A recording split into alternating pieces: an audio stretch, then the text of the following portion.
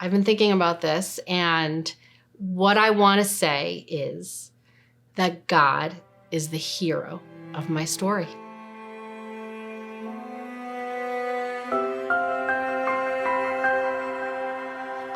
I did not grow up Christian. I was actually raised in a non-religious Jewish home. And the only thing I really remember learning about God was that Christians thought Jesus was God and we didn't. And I always knew there was a God, but I treated God like Santa Claus, and I prayed and I begged when I needed something. Or I was mad at God when things didn't go my way. That was sort of the extent of it. And I was in my late 30s, and I had been struggling with an eating disorder for as long as I can remember. On the outside, I thought like I looked like I had my life together. I had checked off the boxes, on the checklist of life, right? I had a husband and I had children. I had a job. We had a home. But there was something missing, and there was this underlying dissatisfaction.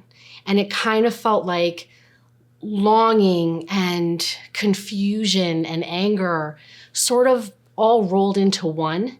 And I had been using food and binge eating to comfort myself.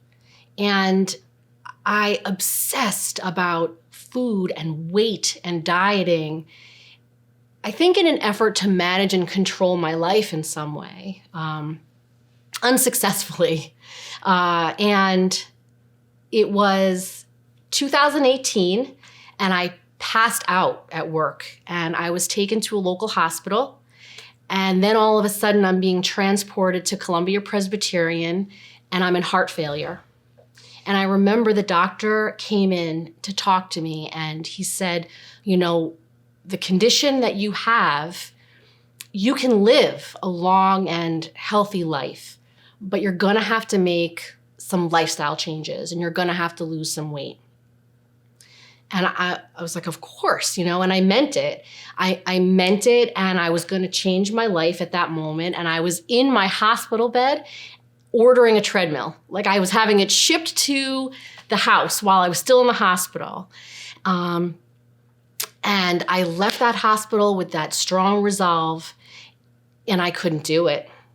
And I continued binge eating, and I gained another 45 pounds after the doctor had told me to lose weight. And it was because I could not stop. I wanted to very badly, but I couldn't. And no amount of fear, right? I was terrified that my kids were going to grow up without a mom. And that fear was not enough for me to stop. And no amount of shame was enough to stop. I was so ashamed. And I couldn't stop. So after decades of suffering with this eating disorder, I went to a 12-step program, and I learned how to turn my life over to God. And God, through his grace and mercy, just relieved me of my problem. He relieved me of my addiction. He ended my suffering. I can't even, what a miracle. And after personally experiencing that kind of miracle, I wanted to know who God was. I decided to learn about God.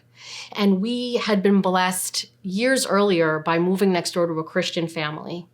And they were very nice people, and our kids got along, but I had always just shied away from any offers that they had made to learn about Christ because I wasn't ready until I was ready. And we started going to a Bible study with them, and I actually read the Bible for the first time, and I learned who Jesus is, and I learned how he fulfills the Old Testament prophecies, and I was saved. I have been reborn through Jesus. For me, there was no lightning bolt moment when I came to Christ. It was slow and it was painful. And it really took me personally experiencing the miracle of God relieving my addiction. And it took reading God's word and just knowing who Jesus is and internalizing the truth of the gospel very slowly. It was a slow process for me. And now, on the outside, I feel like my life is pretty much the same, same family, same house, same job.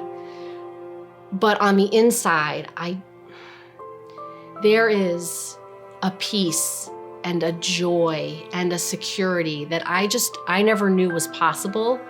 And I guess I just sort of want to end by saying that